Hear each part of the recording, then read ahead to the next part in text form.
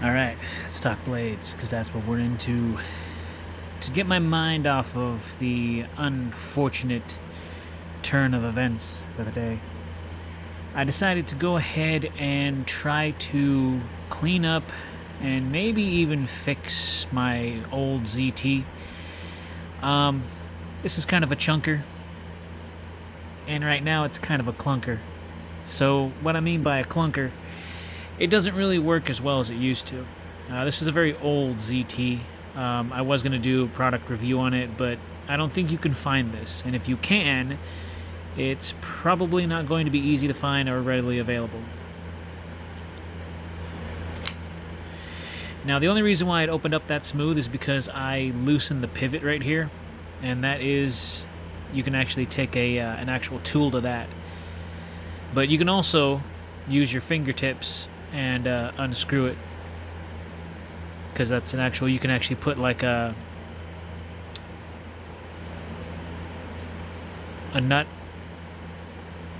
This is like a nut wrench thing. I'm not a huge fan of tools, alright? Don't judge me. I like knives. I don't care much for tools. I just know specific tools. You know. I know the name of it, I just don't, remember it right now. I'm just frustrated with everything. So, this is 4-way positional. You can see the tapped holes for the pocket clip. Up here, and of course down here. I'm going to move the pocket clip from here to here. This is frame lock design. This is a titanium back frame, frame scale. This is a G10 backspacer from what I understand.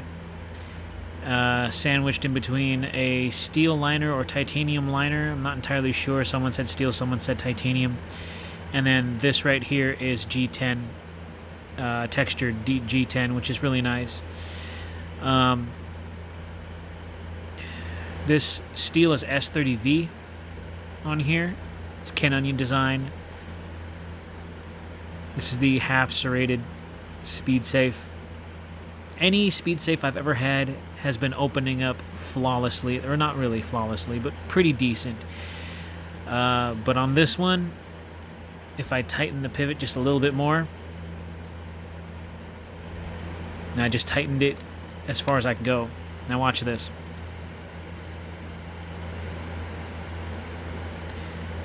Now that's obviously not how a speed safe is supposed to work. With a little bit of wrist flick, you could flick it open completely. But you're not supposed to do that. When I got this knife brand new, it never did that. It was always quick, it was simple, it was easy, it was good.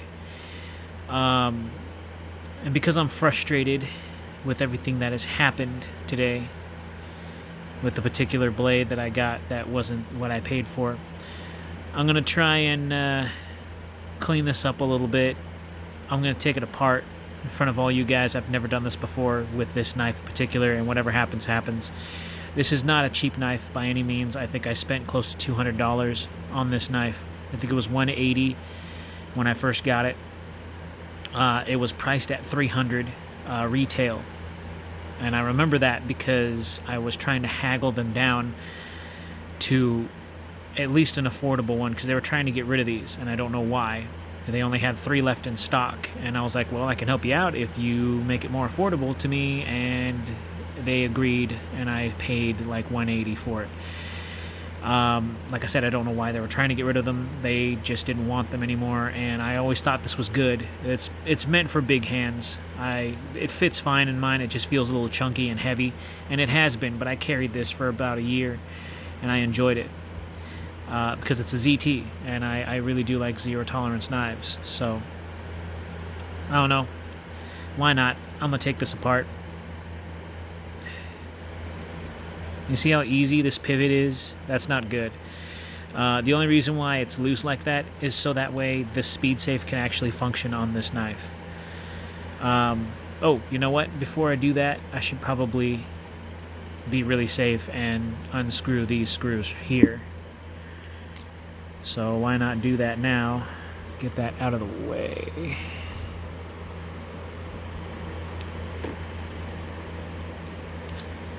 I think I'm gonna order Miguel Jr.'s and just have it delivered to me. Oh. Oh man, yeah, this thing has never been taken apart.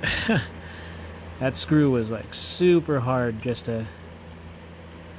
Or it could be the fact that they probably put some Loctite on there. Ah, they did. It's a very little amount, but you can see it. The remnants of what looks like blue Loctite, if I'm correct. Which I use a pretty decent amount of blue Loctite on my stuff whenever I don't want things to move around, which is this right here.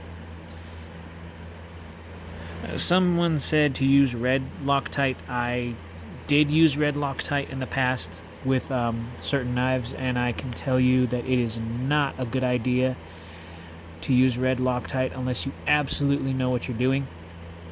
Red Loctite will literally make things so difficult to take things apart. I find that blue Loctite works just right, at least for me anyways. There's no reason to use red Loctite unless you know that that screw is helpless when using blue Loctite and it doesn't work. When you use red Loctite, it's going to be on there forever, and you're probably going to need some applied heat in order to get it to do what you want it to do, especially when you're trying to remove something. But if you're constantly tweaking knives like I am, it's always best just to use the blue Loctite. At least for me anyway, and all is right with the world. Come on, come out of there.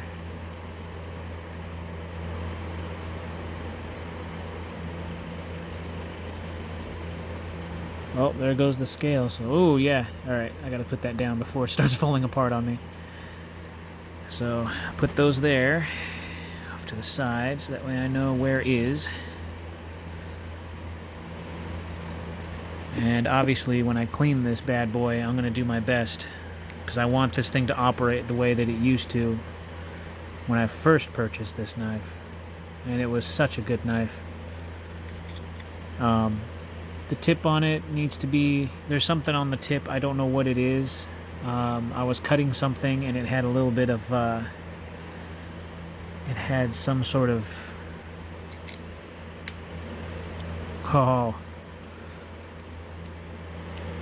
Oh man, look at how dirty that is.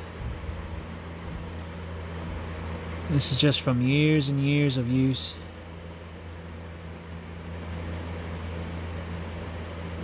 And I don't even know how any of this really works, so I'm trying to be as careful as possible so I don't mess anything up.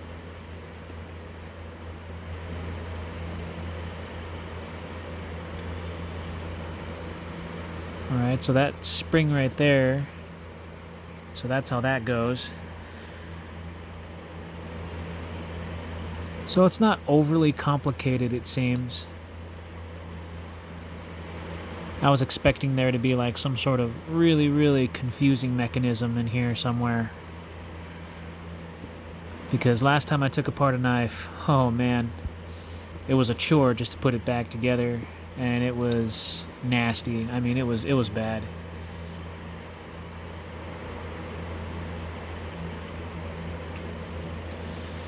Alright, that's simple enough. Huh.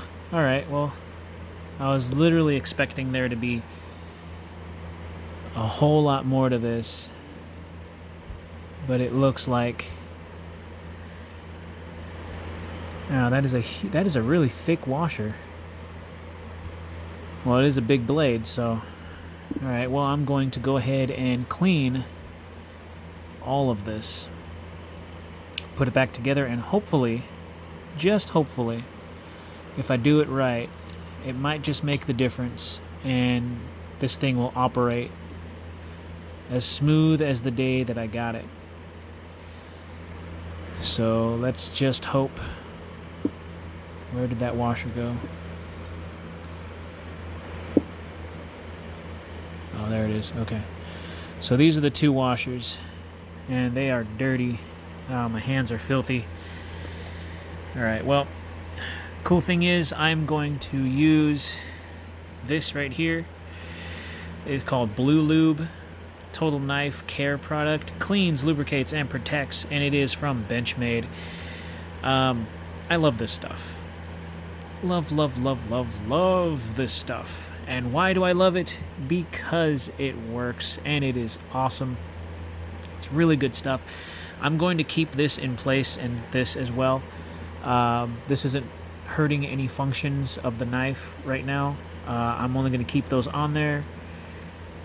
So when I'm ready, I could take those things apart and clean them, but there's no moving parts on these that affect the function of the knife. So I'm not going to have to take those apart. Plus, I don't want to lose anything. So I'm going to make sure I put this here when I'm ready. And yeah, so I'll just go ahead and clean everything up.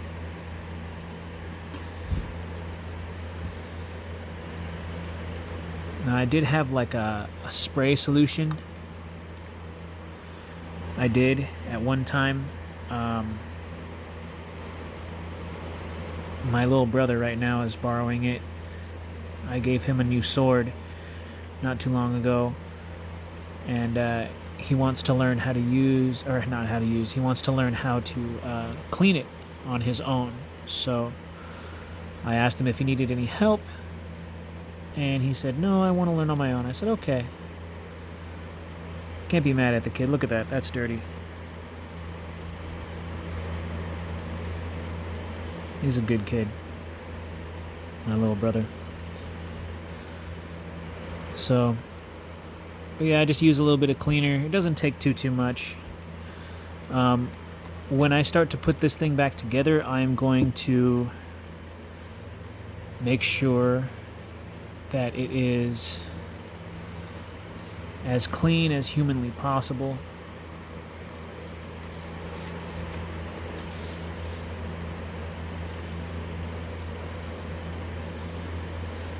And what's really interesting about this stuff is that it has a scent to it. And to me, it smells like bubblegum. And it does. To me, it literally smells like bubblegum. Someone said it made them think that it smelled more like cotton candy. But it has a really sweet smell to it. And I think that's one thing I really like about this stuff. It doesn't stink. A lot of cleaning products that I've used in the past has like this really, really awful stench. Not all of it. It's just, you know, some of the more exotic cleaners have this really awful stench, and it just smells, you can tell it smells like chemical, but this actually smells, it smells like something you would spray in a room to try and mask odors. And it's just, it's a really, really nice smell. So I really enjoy using that Blue Lube, is what it's called anyways, Blue Lube.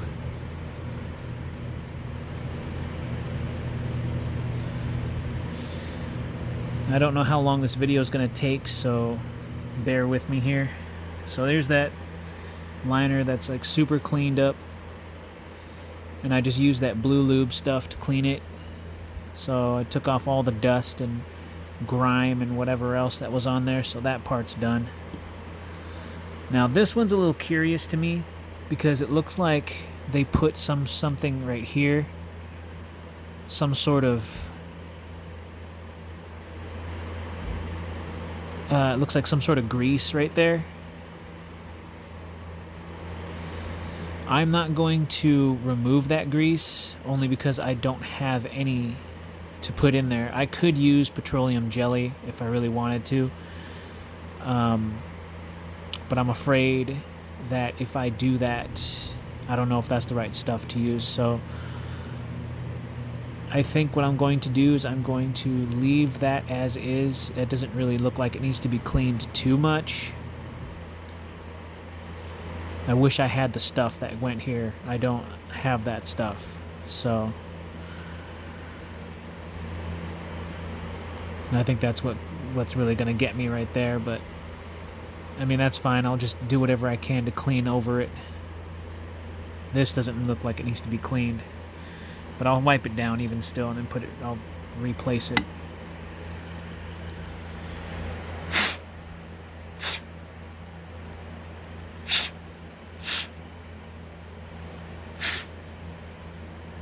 little bit of pocket lint there.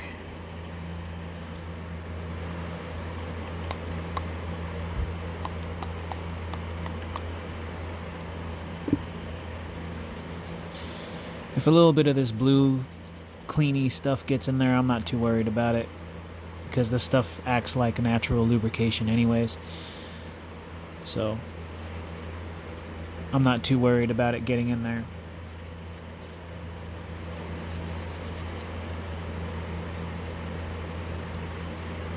But it's always best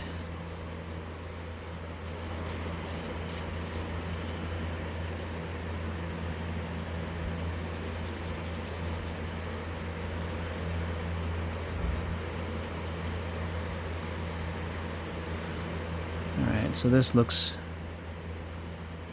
a little better. Doesn't have that crud in it. And then here's this thing. So why not? I'll put a little bit of this stuff on there. One moment.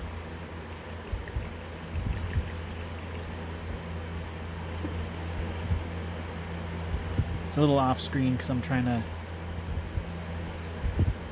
make sure that I get it, you know. Oops, sorry, bumped the camera there.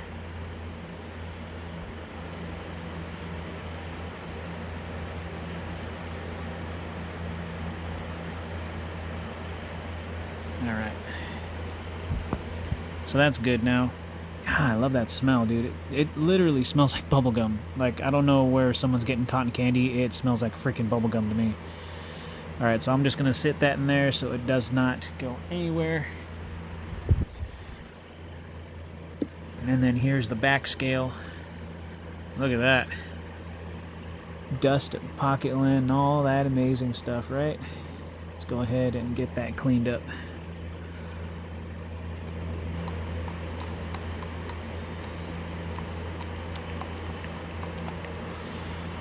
Now when it comes to the blade, I think I'm going to use something a little bit different. I'm going to use this stuff, but I'm also going to use something else. This right here. Knife and sword oil. I put it on a lot of my blades and it works fantastic. It helps lubricate, it helps clean, and not to mention it also helps with corrosion and a little bit of rust resistance. Hope I didn't screw up the blade that way, did I?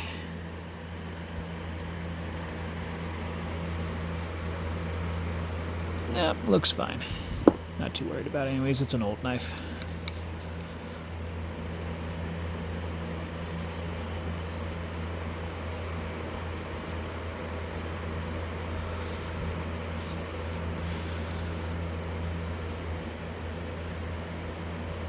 And maybe if I put a little bit of this lubricant in those little places, I'm going to order some Tough Glide pretty soon, so that way I could kind of improve knife performance. Anytime that I take something apart like this, I'll be able to use the Tough Glide on it, and it'll help with the way that the knife deploys. A little bit smoother in action, I think.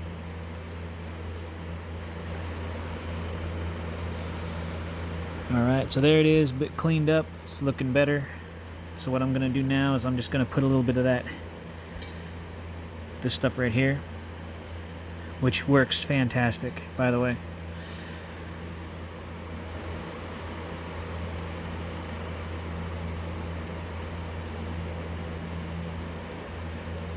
Now, you don't need a whole lot, but I like to put just a tiny bit extra. It lasts a little bit longer.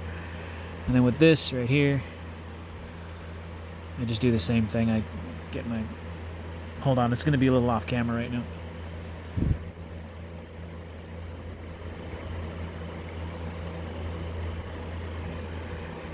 Alright.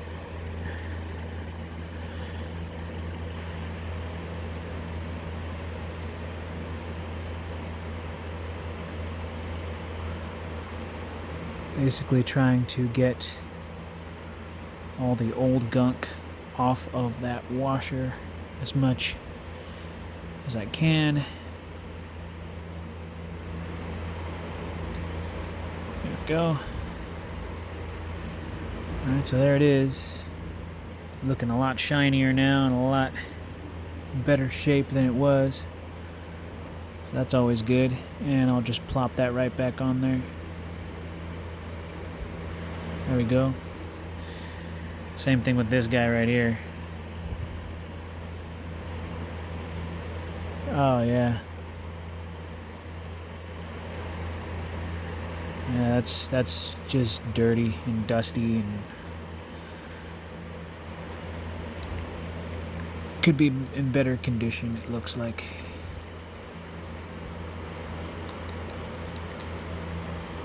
And I know what it looks like to you guys. You're probably like, dude, you're soaking it. Yeah, well, this is old, so I rather put a little too much on there than not enough and have to take it apart again and do it all over again. I kind of like to overdo it. Things just operate just a little bit better as long as, you know, overdoing it is something that you do responsibly and not overdo it and not realize it and then mess up on something. I don't know if that makes sense, but alright. Oh, clean that up. There's that. So I'm not going to put that on anything just yet, so I'm just going to leave it right there. And then this backspacer, goodness gracious. All that dust. It's disgusting. Nope. I know this doesn't really need it like that, but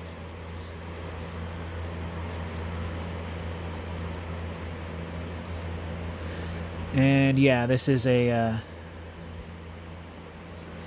G10 backspacer, so I was right. At first I thought it was plastic, but no, it's G10.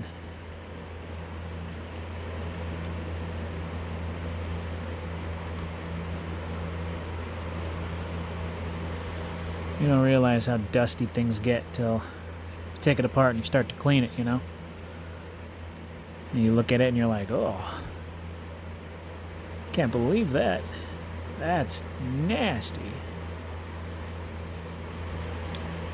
Alright. So, looks better. Now, here comes the blade. Now, the thing about the blade is, I don't know what this stuff is right here. But at first I thought it was a scratch, but it actually does come off, whatever this is. It's just taking a while. I was cutting something. Oh, I was cutting some string, and the string had a pewter bead, and the pewter scratched up against the black stuff right here on the blade, this black coating, and it left a scar from the pewter. The more that I scratch at this thing, the more it's coming off. I just never really had the chance to try and actually take it off. But because this thing is disgustingly dirty, I'll go ahead and clean it first before I decide to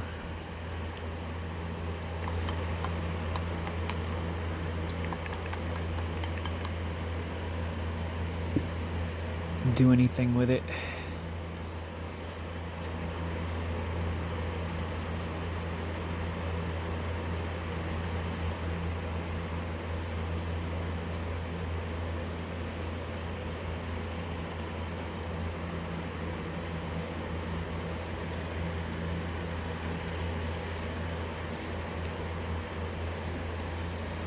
Yeah, I'm just trying to get my mind off of... I was really, really excited about that Fox knife. Super excited. I was really stoked. I came across it and I was like, man, I've been wanting that for a while, and why not? You know, get it. I can totally get that right now, and I get something completely different. And it wasn't like it was a simple product you know, misplacement. You know, it was someone who opened up the box to steal the product and then replaced it with something else. And that's a very jacked up thing to do, but hey, that's life, right? People do that, and sometimes you get the luck of actually getting that particular item and you're left with question marks floating above your head. You're wondering, why did this happen to me? But it does, it happens. No use to being mad over spilt milk, right? I'm actually determined to get that off.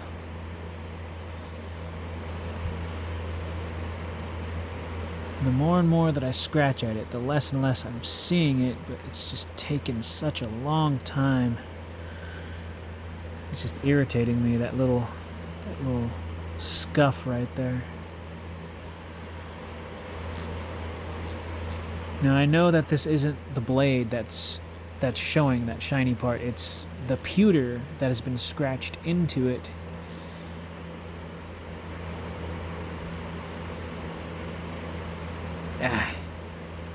Trying to get that off. Doesn't seem to want to work with me here. Well, when I put it back together, I'm going to put some more of that stuff on there and wipe it down.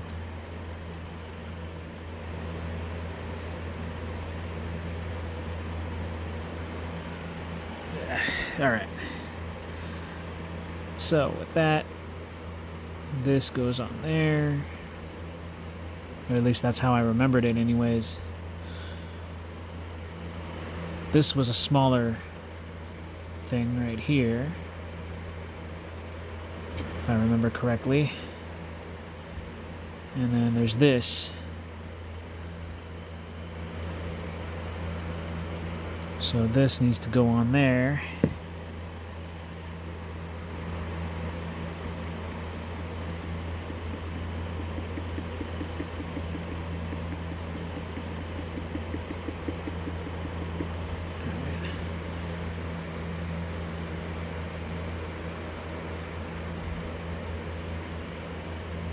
Okay.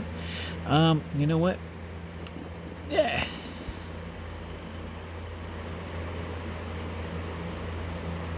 Just put some on that side right there. Good.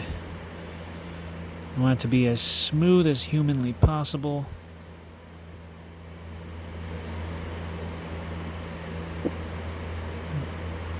There we go. That should be good. I know I put a little too much on there, but that's fine. I'll wipe it away as time goes on.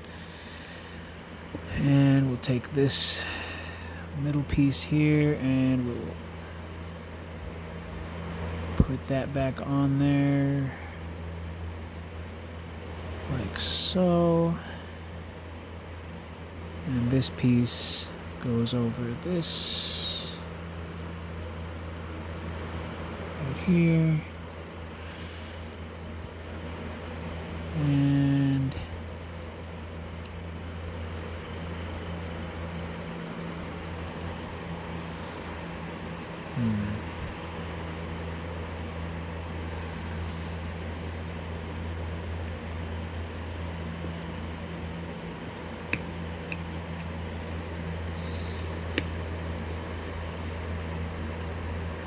one moment, guys.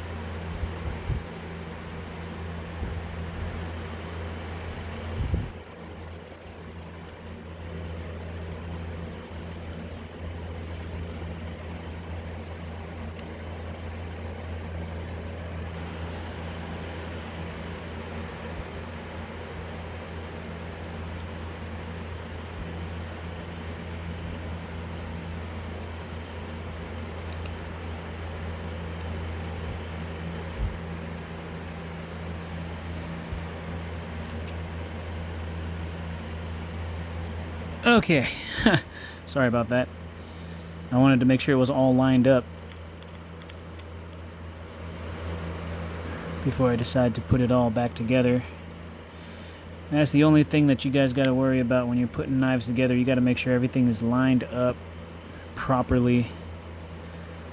This was actually surprisingly easy compared to Spyderco knives that I have taken apart. Their warranty kind of sucks. Anytime that you take apart a knife, it voids the warranty. I don't agree with... I think that anybody should be able to take apart their knife if they need to, especially if their warranty only limits you for a certain amount of time. And then when the warranty is out, how else are you going to be able to, you know... Unless you send it to them, yeah, and then pay a really phenomenal fee that nobody wants to pay. And you could just buy a whole brand new knife or whatever. However way you want to do that. And then go about it that way. But I still like Spyderco knives. I think Spyderco knives are fantastic. You guys know that. I just don't like their warranty too much. I think the only place that I like that has good warranty is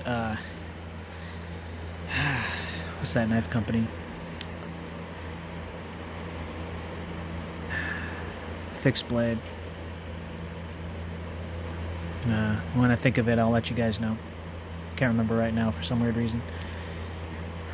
Alright, so